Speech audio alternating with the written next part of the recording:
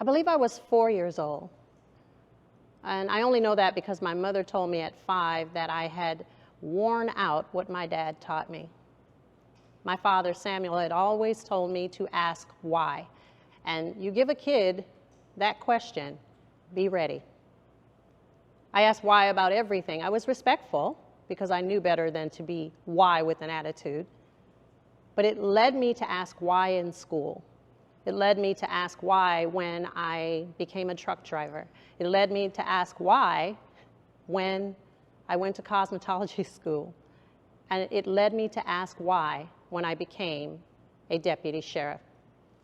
I wanted to know why we didn't follow the policies that we so readily enforced, but that they became guidelines when it was something that we didn't want to face. I wanted to know why a lieutenant was allowed to work overtime back to back to back to back when she wasn't showing up for even her regular shift most days. I wanted to know why certain deputies were allowed to have breaks and leave the jail facilities, and it caused me to not get a lunch break. I wanted to know why we were in the space that we were, where the community figured, and they'd say, forget the police. Well, you fill in that other word. They didn't believe in us. They called us po-po and 5-0, and where we could joke about that, it stung.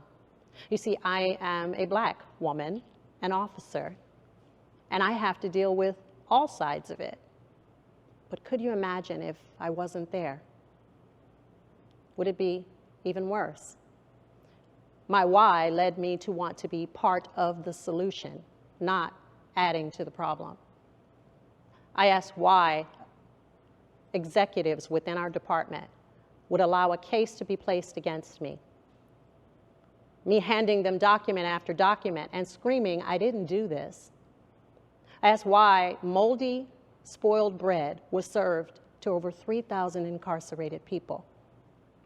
I asked why they didn't go forward with the investigation that I requested about the same.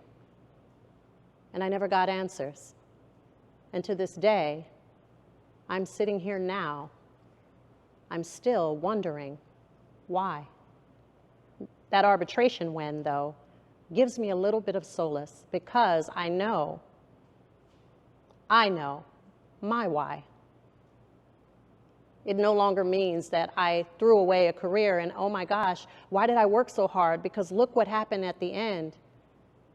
My why became the reason that I'm sitting before you now. There's a message that I have for the world, and I'll always begin with the question, why?